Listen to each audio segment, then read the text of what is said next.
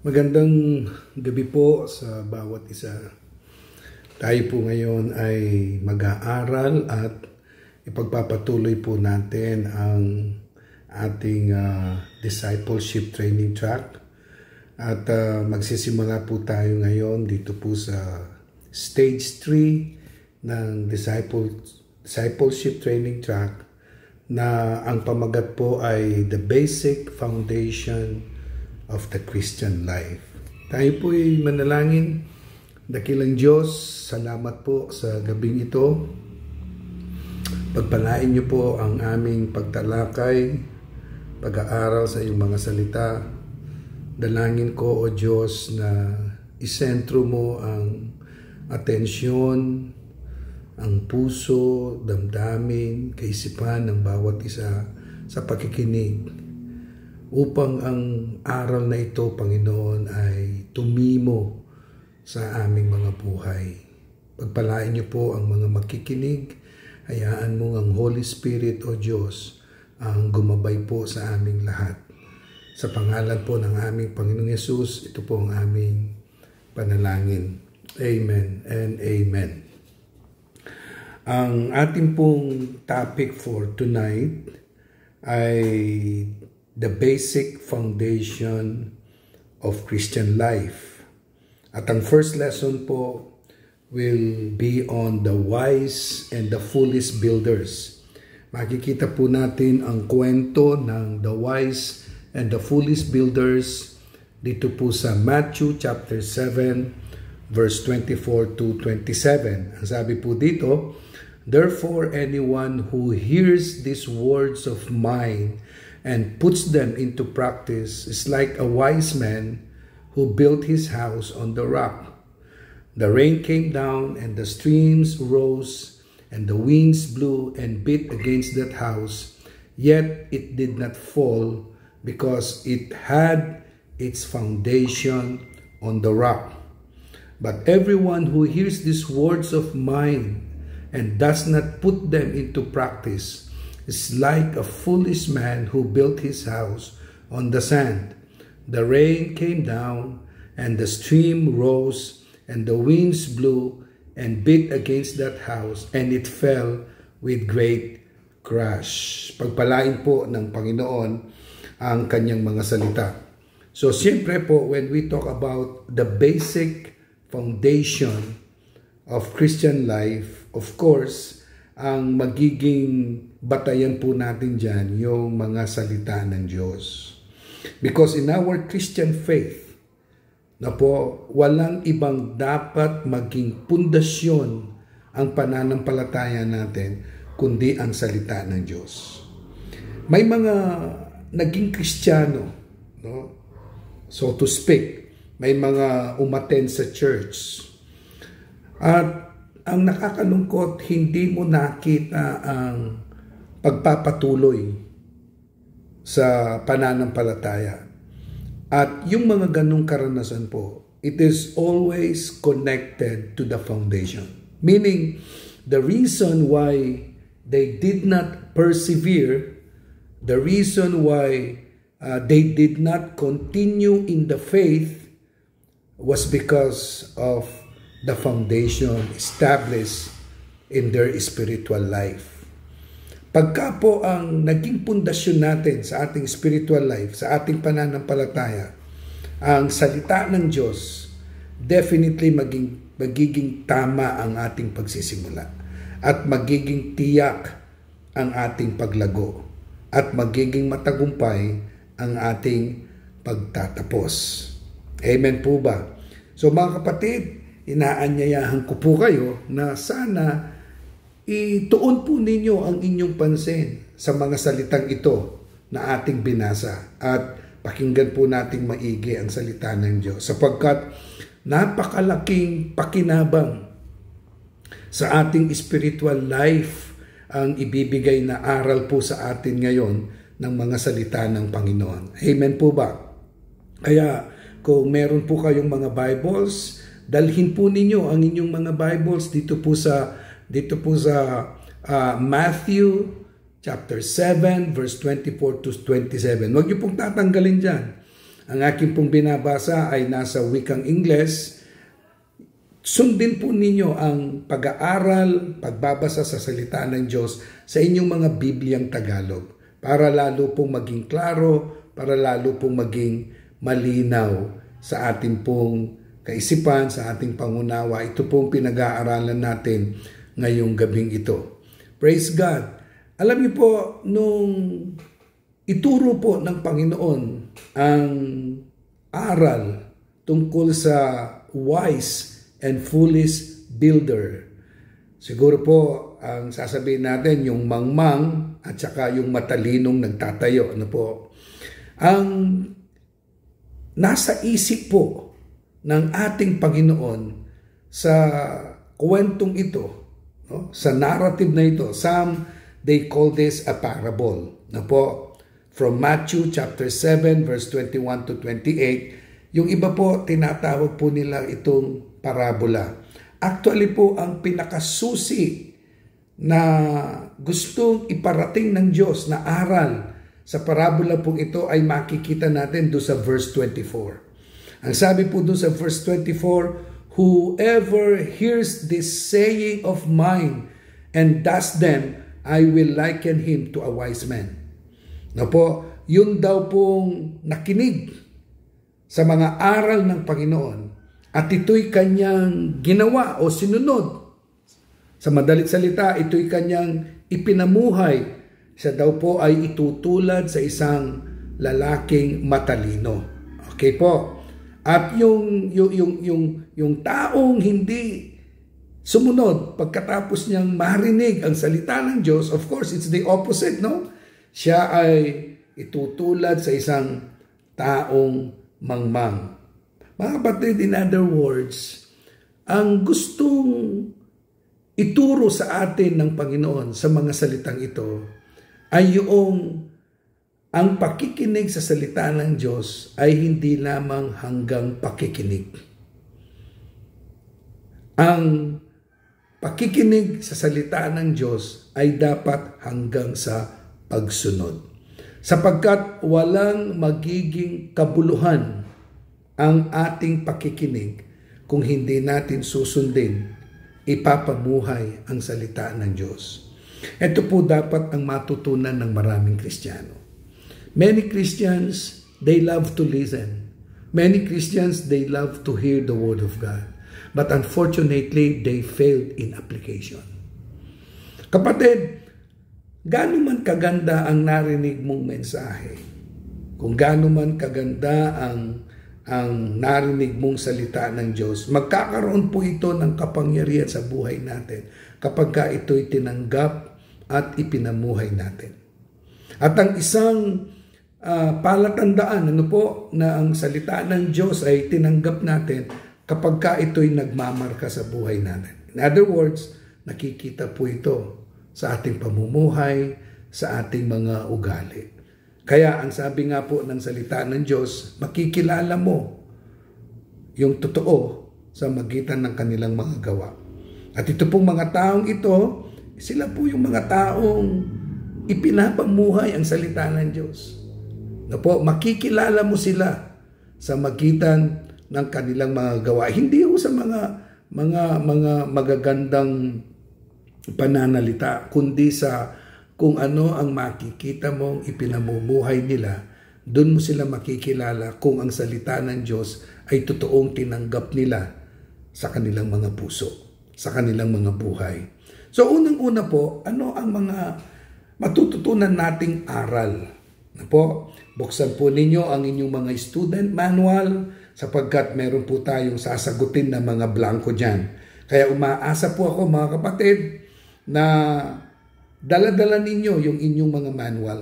Na po, sa pakikinig po ninyo at pakikibahagi ninyo sa pag-aaral na ito. What does the foundation of rock represent? Ano ang pundasyon sa bato ang nire-represent nito? No po.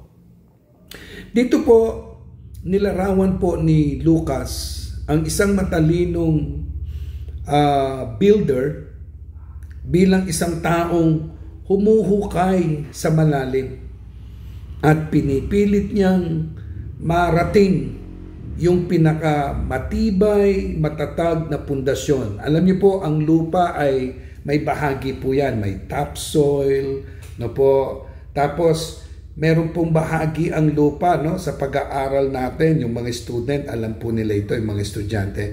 Meron pong portion ang lupa na mararating mo, yung tinatawag nilang bedrock. Yun po ay isang bahagi ng lupa na kung saan doon mo mararating yung puro bato. At yun yung pinakasigurado, pinakamatibay na pundasyon. At yun po yung tinutukoy ni Lucas. Noong unang panahon po, yung mga nagtatayo na matatalino, hindi titigil sa paghukayan hanggat hindi nila nararating yung pinakabahaging bato ng lupa. At doon sila magsisimulang magtayo. Alam niyo po, sa Bible, pinakikilala ang ating Panginoong Yesus bilang the rock on which we should build or establish our foundation. Nung sabihin po ng Panginoon si Pedro, no, ikaw ay Cephas, at sa ibabaw ng batong ito itatayo ko ang aking iglesia.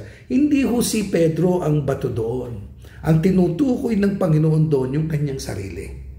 He is the rock where we should build or establish our foundation.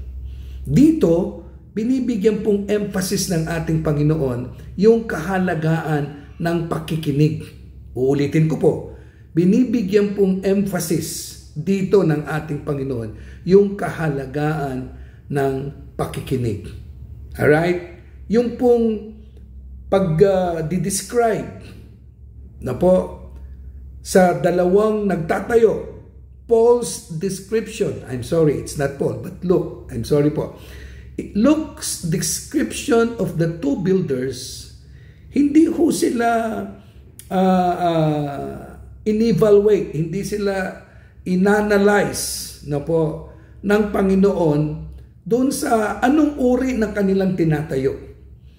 They were not judged by the kind of building they are building, the kind of house they are building. They were evaluated on how they build the foundation, how they laid the foundation. In other words, hindi po sila pinuna ng Panginoon doon sa kung anong klaseng bahay ang tinatayo. Meaning to say, God is not interested on what kind of service we could serve or we could render. Halimbawa, hindi ho interesado ang Diyos, kung bibigyan ko po ng paglalarawan ito, hindi po interesado ang Diyos kung ang paglilingkod mo ay pangangaral, pagsusong leader, o paglilinis ng iglesia. Sa Panginoon, ang importante, ano yung motibo? No? God is not interested on the kind of house these two builders are building. Rather, God is interested on the foundation. Pag sinabi po natin foundation, nandyan po yung motibo, nandyan yung commitment, nandyan yung submission, nandyan yung obedience. Po, pag sinabi pong pinakinggan mo ang salita ng Diyos at hindi mo siya sinunod, ibig sabihin, hindi mo nagawang tanggapin sa iyong puso ang salita ng Diyos. At kapag sinabi naman po natin, pagkatapos mong narinig ang salita ng Diyos, at ito'y iyong ipinamuhay, yun po ay isang matibay na sinyales na ang salita ng Diyos ay tumalab sa iyong buhay. Sabi po dito sa ating lesson, only in obedience and dedication to a personal relationship with Christ, who is the rock, can we find stability. Both or maybe in all areas of life, spiritual, emotional, na po, magiging matibay ang iyong pundasyon sa alinmang bahagi ng iyong buhay kung ito ay nandoon sa salita ng Panginoon. Amen po. Now, what does the foundation of sand represent? So, yung pundasyon sa bato, ang nire-represent po nito sa atin, yung tibay, yung pagsunod kay Kristo, yung pakikinig ng salita ng Diyos, at ito'y pinamuhay mo. Amen? That is the foundation of the rock represent. Yung nakinig ka sa salita ng Diyos, tinanggap mo ito sa iyong buhay, amen, pinamuhay mo, pinaniwalaan mo, nagpasakop ka, amen, sinunod mo ang mga salitang ito, that means your foundation in the faith is in a solid rock. Now, ano naman po yung sa buhangin? Ano naman po yung sa buhangin? By the way, in your manual, meron po kayong makikitang mga talata. Doon po sa unang punto na diniscuss natin, nandyan po yung Luke 6:48, Matthew 7:24, Deuteronomy 32 verses 1 to 4, Psalm 18 verse 2 and 46, 1 Corinthians chapter 3 verse 10 to 11. Yung pong mga talatang yan, basahin ninyo. Hindi ko na po sila bibigyan ng oras na basahin natin ngayon para hindi po humaba itong ating recording. So gusto ko po, pinag-uusapan natin ng pagsunod, sana sundin po ninyo ang aking instruction. Basahin po ninyo yung mga talatang yan sa bahay mamaya sa inyong devotion. Now we'll go on to the number 2 point. Sabi po doon sa pangalawa, what does the foundation of sand represents? Dito po sa, basahin ko po yung isang talata dito, no? Dito po sa Matthew 7:26. Matthew 7:26. Tignan po natin kung anong sinasabi po ng scripture na ito. Ang sabi po dito sa verse 26, and everyone who hears these words of mine and does not do them will be like a foolish man who built his house on the sand, and the rain fell, and the floods came, and the winds blew, and beat against that house, and it fell, and great was the fall of it. Ibig sabihin, yung pundasyon po na sinasabi dito sa buhangin, ito po ay yung pundasyon na walang katiyakan, walang tibay, walang katatagan. Ang surface of sand dito po ay naglalarawan na napakadaling sirain, napakadaling wasakin. Yung pong likas na pagkatao natin, kung minsan hinahanap natin yung easy. Kanina po binanggit ko sa inyo, yung pong mga builders nung araw, to make sure of the foundation that they are building, hindi sila titigil sa paghuhukay hanggat hindi nila marating yung rock portion. Alam niyo po, ang isang Kristiyano, kung tinatayo niya ang kanyang pananampalataya sa salita ng Diyos, he is likened to that wise builder. Sinasaliksik mo ang salita ng Diyos. Pinag-aaralan mong salita ng Diyos. At kung minsan, bagamat napakahirap sumunod sa salita ng Diyos, ito'y iyong ginagawa mo ang lahat ng iyong makakaya na ito'y iyong sundin. Amen?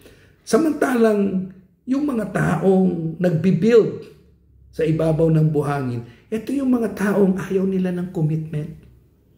Minsan kapag ang turo sa salita ng Diyos ay hindi naaayon sa kanilang hilig, hindi naaayon sa kanilang gusto, hindi nila susundin. Pipiliin lang nila kung ano yung madali sa kanila. Yan po ang nilalarawan ng isang taong nagtatayo ng gusali, ng building sa ibabaw ng buhangin. Ang gusto nila yung madali. In other words, ayaw nila ng commitment. Marami pong ganyan ngayon, mga kapatid. Pansinin po ninyo. Nakakalungkot. Sa church, they don't, some members, they don't want commitment. Minsan, sa pag-aaral sa salita ng Diyos, ayaw nila yung mga bagay na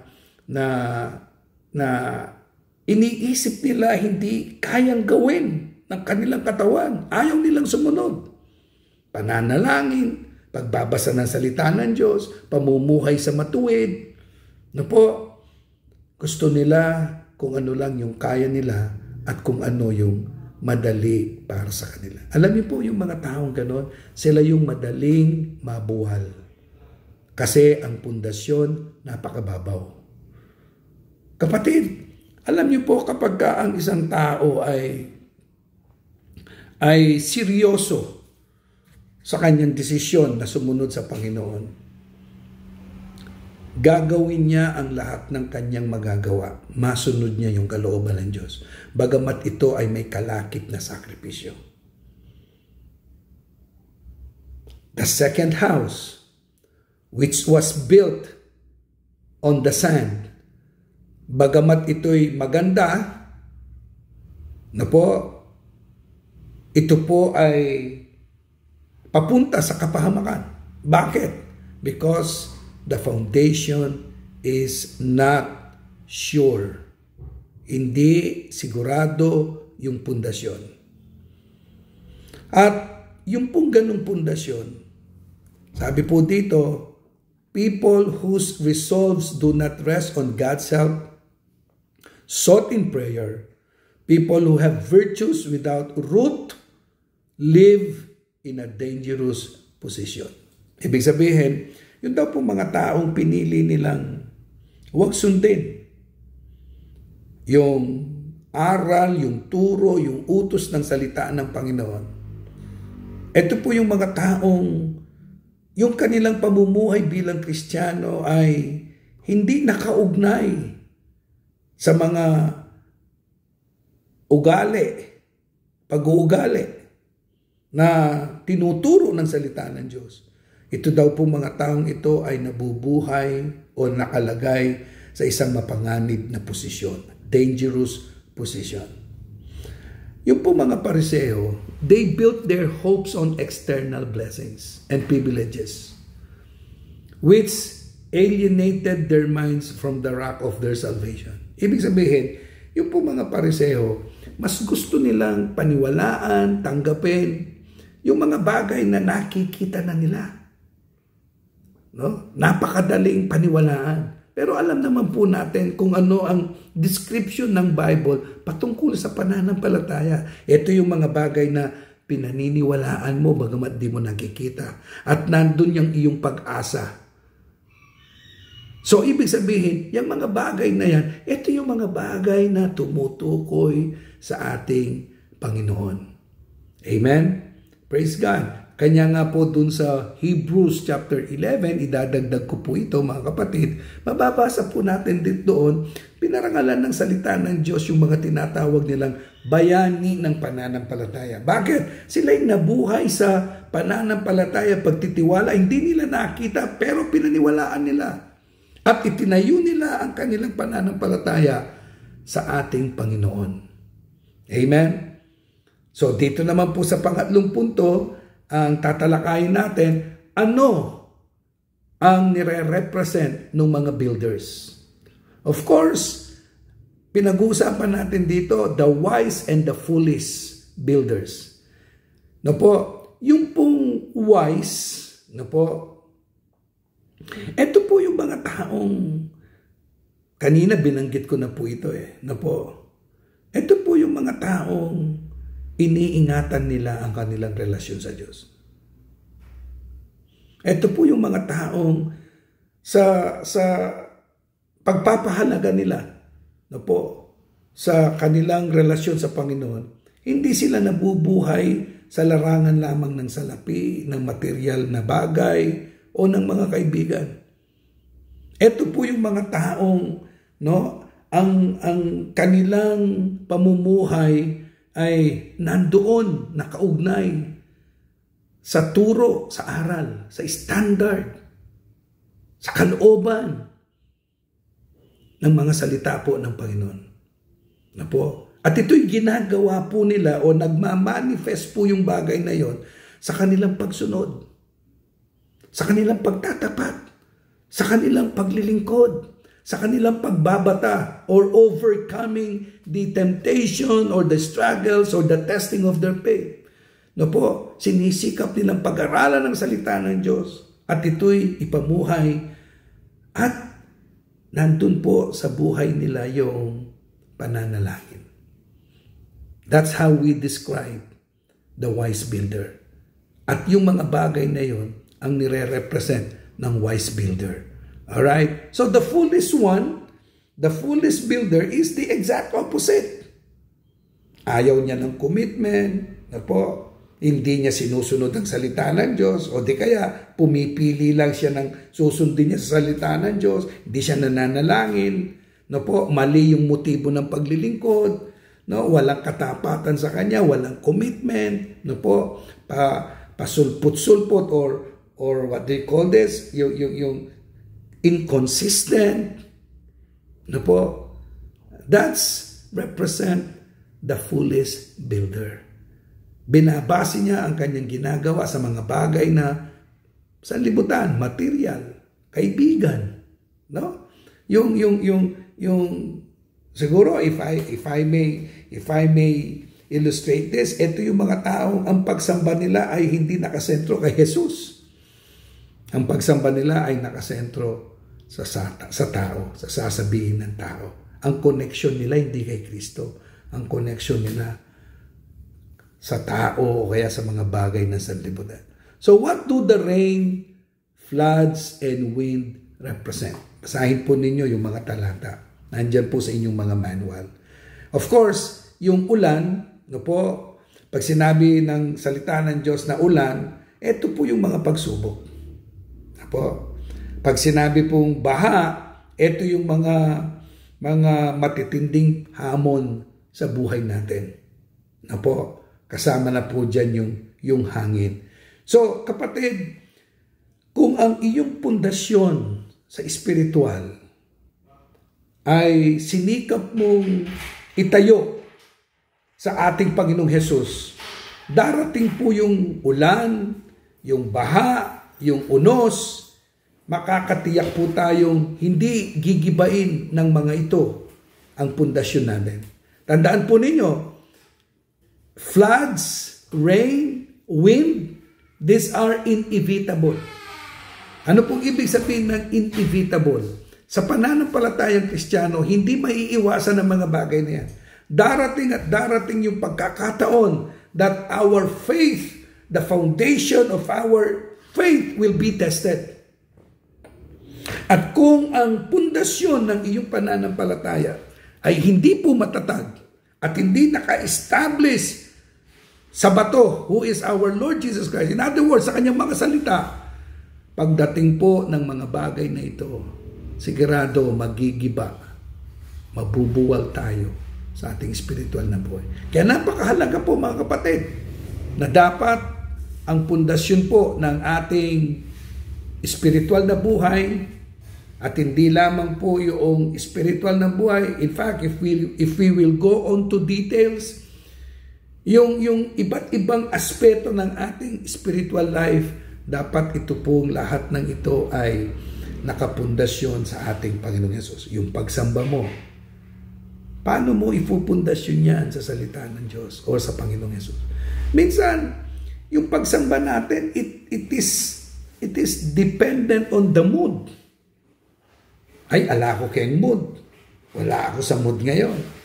Ay, mainit. Ay, malayo. Ay, malamig. Ay, tinatamad ako. You see, when your worship to the Lord is based on those things, you are building the foundation of your faith on the sand. But if you are serving the Lord and worshiping God, despite the challenges and struggles that you are facing in this life, you are building a sure foundation. That is Jesus. Nakasentro ang pundasyon mo sa Panginoon. Amen?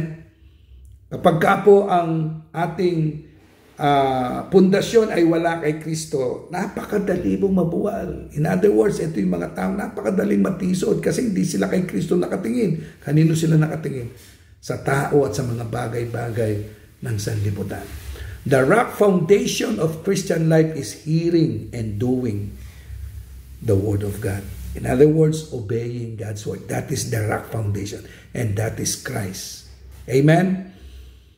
Kaya mga kapatid, sasabihin ko po ito sa inyo, napakahalaga na yung mga salita ng Diyos hindi lang natin pinapakinggan, kundi ito'y ating ipinapamuhay. That represents our submission, our acceptance, our faithfulness, our commitment to the Lord. Kaya dapat bilang mga Kristiyano, lalo na kayo pong mga OHB leaders, dapat nakikita po sa atin, mga kapatid ko, na yung mga salita ng Diyos, binabasa natin, we have a regular reading, daily reading of the Word. Kasi anong magre-reflect sa iyo kung wala kang binabasa? Anong magre-reflect sa atin, kay Kristo, kung wala tayong binabasa? The only way that we can reflect Christ is through His Word. Yung mga Kristiyano, yung mga mananampalataya ay unang tinawag na Kristiyano sa Antioquia simply because the Word of God became evident in their life, in their attitude.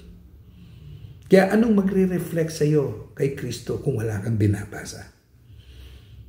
Pangalawa po, kailangan yung binabasa natin na salita ng Diyos, yung pinag-aaralan natin salita ng Diyos, kailangan ito po'y nakikita sa ugali natin, nakikita sa mga gawa natin, nakikita ito sa ating mga buhay. Tayo po'y mag-pray. Lord, salamat po sa aral na ito. Dalangin ko po na ito pong simpleng pag-aaral na ito ay magkaroon ng malaking impact sa spiritual growth po ng iyong mga lingkod. Tulungan niyo nga po ang bawat isa sa amin, O Diyos, na magkaroon kami ng katapatan na magbasa sa iyong salita. Maging consistent kami sa pagbabasa. At hindi lang po sa pagbabasa, Panginoon, kundi maging sa pagsunod. Even yung mga salita mo na aming naririnig sa aming mga preaching, sa mga pastor, dalangin ko po itong mga salitang ito ay maging makapangyarihan sa buhay ng bawat isa. Pagpalain niyo po ang mga salita mo, pagpalain niyo po ang aral na ito sa buhay ng bawat isa ngayong gabing ito. Ito po ang aming panalangin sa pangalan po ng aming Panginoon Yesus. Amen and amen. Mga kapatid, gusto ko pong ituloy-tuloy itong ating mentoring ngayong gabi. Pagkatapos po nung lesson, I'd like to continue this mentoring by giving you some instructions on how. Mga kapatid, ito pong mentoring natin ay ginawa po natin sa digital platform. Dalawang dahilan po kung bakit ginagawa po natin ngayon ito. Unang-una, due to health reason. Medyo na-diagnose po ng doktor na stress po ako, kaya nagkakaroon po ng significant na pagtaas yung aking lab test. Halos mataas po yung resulta ng aking blood chem. Isa lang po ang nakita kong favorable na pinapasalamatan ko sa Diyos. Yung pong aking creatinine level ay normal. Actually, yun po yung isang inaalala ko. Kasi for about a month, laging masakit yung aking likod, lagi akong may lagnat, and many times I feel tired na po. Yan, nagpa-check up po ako. At yung naging resulta nga po, mataas po yung lahat halos ng aking lab test. Tinatanong ako, ano bang mataas? Hindi ko naman po mameryado lahat. Basta mataas, halos. Isa lang ang hindi, yung creatinine. Kaya, due to health reason, sabi po ng doktor, ang isang dahilan niyan, it could be you are stressed or you are fatigued. Po. Actually, hindi ko po i-deny yun. Mentally, physically, nakakaramdam po ako ng pagod. Yung mentally, yung po yung stress, maraming mga mabibigat na suliranin na akin pong kinakaharap ngayon. At literally, fatigue, dami po nating responsibilidad and obligation. Pangalawa po, I managed to make our mentoring on a digital platform para makamenos din po tayo kasi nakita ko po yung church natin, ang income niya ay malayo po kesa sa dati. Medyo naaalarma nga po ako kasi yung pasok ng income natin, ang offering and tithes natin, para tayong bumabalik dun sa pagsisimula. Napakaliit po. At kung mag-aalaga po tayo ng pastor ngayon na iuugnay natin yung ibibigay natin sa pastor dun sa cost of living ngayon, hindi nga ho natin kakayanin Kaya napakababa po ng ating income. Kaya siguro po ang isang gawin natin, magtipid po tayo para hindi ho tayo masyadong mahirapan sa ganitong kalagayan. At siguro po, mga kapatid, dito maging seryoso tayo sa panawagan na tayo'y manalangin. Na panalangin natin ang church. Panalangin natin yung mga members, yung kanilang kabuhayan, at ipanalangin natin yung kanilang katapatan. Sana magtapat po sila sa kung anong tinuturo ng salita ng Diyos, yung pagbibigay nila ng ikapo. Nasa Bible naman po yan At ito nga po ang isang magandang application sa pinag-aralan natin ngayong gabi. Para makatipid po tayo. Nasa financial struggle po ngayon ang ating church. Kaya yung pangalawa po na sinasabi ko sa inyo maging seryoso tayo, yung sinasabi ko po sa inyo dati nung nag-planning tayo na siguro sa pagtuturo ninyo ng OHB, you establish a connection sa mga tinuturuan ninyo. Na personally you make your life attached to their lives. Yan po ang discipleship Kasi pansingin po ninyo kapag ka may strong following. Pag meron kang following, that speaks of a relationship. At nadidevelop po yan sa discipleship. Huwag ka lang magturo. Mali po yung kaisipan na pupunta ka sa OHB, ituturo mo lang yung lesson for the sake of teaching it kasi naatasan ka. Mali po yun. Kapatid, ang paglilid po natin ng OHB, you are establishing a relationship to the people. By establishing an attachment to them. Yung salita ng Diyos, hindi mo lamang pinipresent sa kanila. You are trying to guide them and lead them na itong salitang ito ay maipamuhay nila sa papaanong paraan, setting an example, giving testimony. Pinag-uusapan po natin ang financial. Kapatid, sometimes it is good to share testimony with our members na paano kayo pinagpala ng Diyos sa magitan ng inyong pagtatapat. Maging modelo po tayo sa maraming aspeto, sa prayer, sa commitment sa salita ng Diyos, sa pagtatapat, sa paglilingkod. Maging modelo po tayo. That's how we affect their lives. Na po, hindi lang tayo tagapagturo.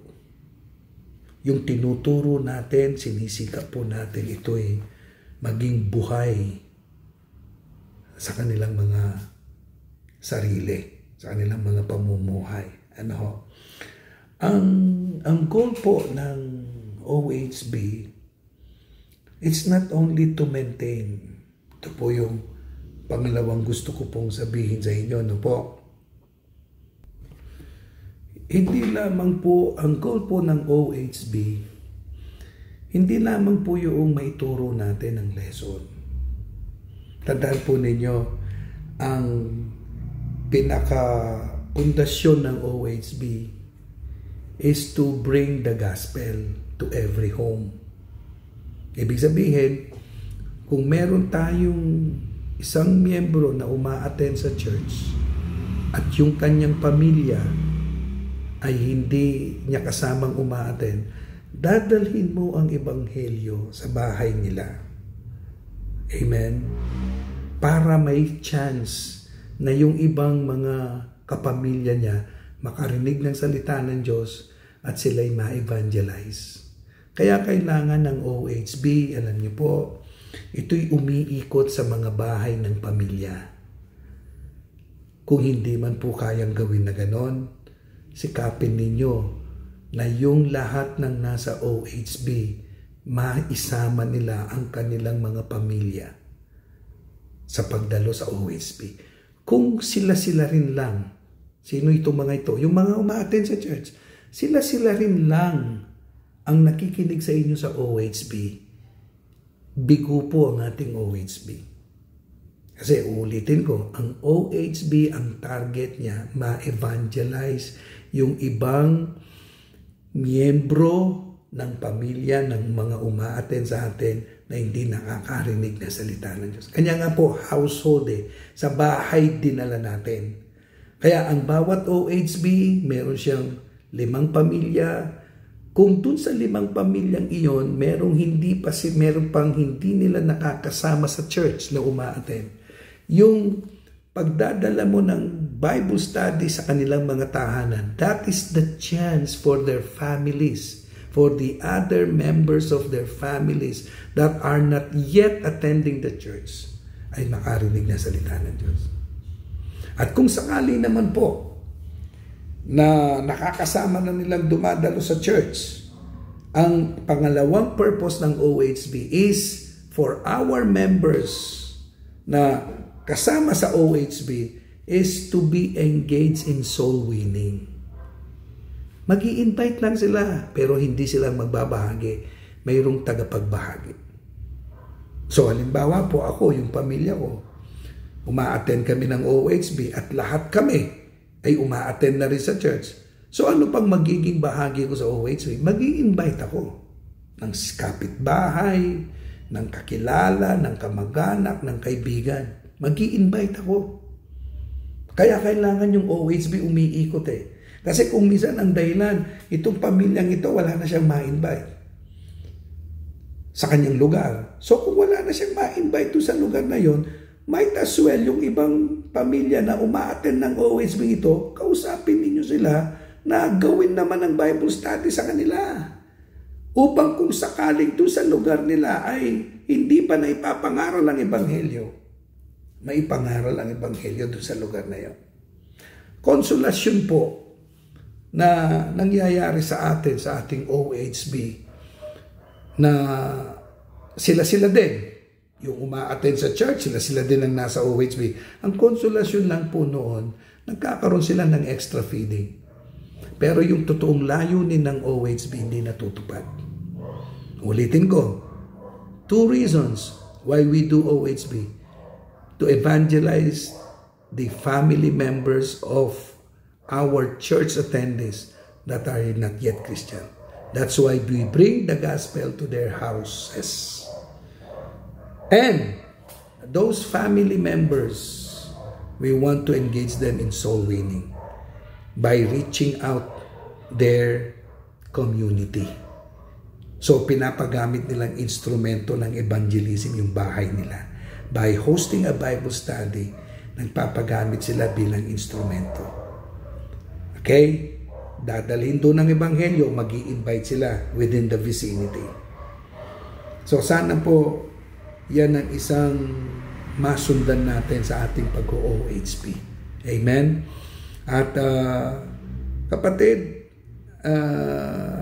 I have given you my trust. Yung pagbabasa po ng salita ng Diyos, paggawa ng journal. Sana maramdaman natin, Diyos ang kausap po natin dyan at pinapaalalahanan ko lang po kayo bilang pastor natin. At sana yung OHB natin, sabi ko nga po sa inyo kanina, don't just stand and share the lesson. Connect to them. Bisitahin nyo sila. More than the lesson, kumustahin nyo sila, ipag-pray nyo sila, visit them personally, be attached to them. No, wag lang nyo silang makita during OHB. Wala po tayong may establish. Sana kahit hindi OHB schedule, puntahan nyo sila, bisitahin nyo sila, follow up nyo sila, kumustahin nyo buhay nila, kumustahin nyo spiritual life nila. Kapatid, matagal na po nating pinag-uusapan ng ganito. Nagse-cell group pa lang tayo. Pinag-uusapan na po natin ito. So, hindi na ho bago ito sa atin. Sana magtagumpay po tayo sa bagay na ito. No? Mag-visitation po kayo. Establish a connection. That's how we should do OHB. No po? At dun sa ating planning na pag-usapan po natin, mga kapatid, na tayo'y magsisimulang mag-cell group ulit. Abangan po ninyo yan na pag-uusapan natin yung groupings at dyan po natin ibababa yung discipleship training track sa mga cell groupings. Kapatid, magpursige po tayo sa ating pananampalataya. Maging mainit po tayo. Huwag po nating hayaan na tayo'y manlamig. No po? Alam ko po kailangan nating maghanap buhay. Pero tandaan po ninyo, ang hanap buhay ninyo, hindi po yan ang main priority ninyo. Ang main priority po ninyo ang Panginoon.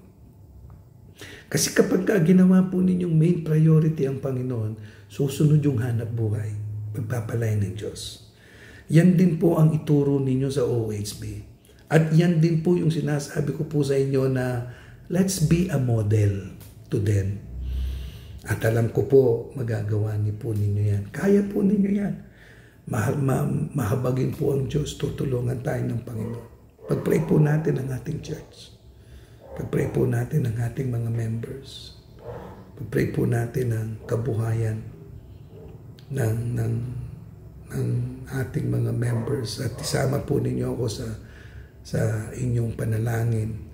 Medyo ito pong pagpasok ng 2025 ay talagang napakabigat po ng challenge ng 2025 sa aming pamilya, sa akin po, sa aking ministry, sa aking papel bilang district superintendent. At sa Friday po, sana kapatid, makita ko kayo doon sa Leadership and Stewardship Seminar na si Pastor Johnny Galios ang speaker. Na po, asahan ko po kayo. Sana yung tinatarget nating bilang, may isama ninyo, hindi lang mga leaders, hindi lang mga workers, kundi yung mga members, may isama din po ninyo. No? Ingatan po kayo ng Panginoon sa inyong pagbabiyahe. Yung po mga may sasakyan, ipagamit po natin yung ating mga sasakyan. At yung po mga walang sasakyan, walang pamasahe, kung maaari, magkawang gawa po tayo sa kanila. No? Isakay po natin sila. Pagpapalain po kayo ng Panginoon. Na po, hindi ho mawawaglit ito sa listahan ng Diyos. sigurado yung pagpapala po ng Panginoon ay ibibigay sa atin. Amen po mga kapatid. Patuloy po kayong mag-ibigan sa isa't isa. Po, mahalin ninyong bawat isa, mahalin ninyong gawain ng Panginoon, at matuto po kayong magpatawad. God bless you all. Good night. See you again next time.